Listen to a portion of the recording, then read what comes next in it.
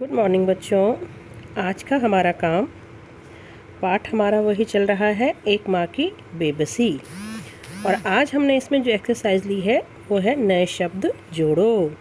यानी अभ्यास के आधार पर हमें नए शब्द बनाने हैं और सूची में जोड़ने हैं।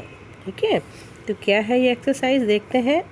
बेबस शब्द बे और वश जोड़कर बना है।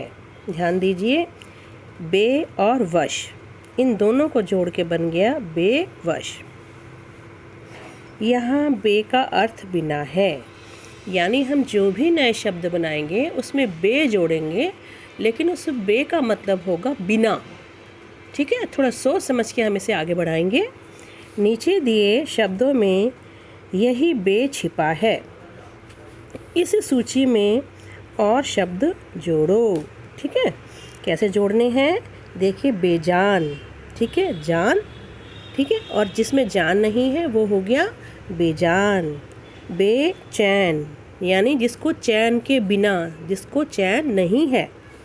बेइज्जत यानी एक तो इज्जत होती है और एक होती है जिसकी इज्जत ही नहीं होती, बिना इज्जत के। ठीक है, बेईमान, ईमान जिसका धर्म है, और जो बिना ईमान के है वो हो गया बेईमान। एक है घर, ठीक है, और बेघर यानी उसका कोई घर ही नहीं है, बिना घर के। बेअसर, एक होता है असर और एक होता है बेअसर, यानी जिस पे असर पड़ता ही नहीं है, तो वो हो गया बेअसर। बेरहम, कहते हैं ना रहम करो, लेकिन बेरहम यानी बिना रहम के। बेसहारा, जिसका कोई सहारा ना हो, बिना सहारा के। बेहिसाब, कोई चीज़ ऐसी होती है जिसका हम हिसाब भी दे सकते हैं, और कुछ कुछ चीज़ें ऐसी होती हैं जिसका हिसाब दिया ही नहीं जा सकता, वो बिना हिसाब के है, उसे कहते हैं बेहिसाब। आगे बढ़ते हैं। बेअसर, आगे बढ़ते हैं। बेलगाम, लगाम कसनी होती है ना, है ना, कहते हैं थोड़ा इसकी लगाम कस के रखो भाई, लेकिन जिस पर कंट्रोल ही ना हो उसे हम कहते हैं बेलगाम। बेकार, ठीक है, जिसकी कोई वैल्यू नहीं है। बेशर्म, बिना शर्म के, यानी इतना बेशर्म हो गया है, कहते हैं ना बार बात में। बेजोड़, जिसका कोई हिसाब ना हो, बेजोड़ मतलब अद्वितीय है भाई, बिना जोड़ के है ये तो। ठीक है, आगे चलते हैं। बेशक, कहते हैं ना बेशक, बिना शक के, विदाउट डाउट। बेरोज़गार, बेरोज़गार मतलब बिना रोज़गार के, जिसके पास कोई अपना जीवन यापन का साधन ही नहीं है। बेखौफ, खौफ यानी डर, और बे यानी बिना, तो बिना डर के।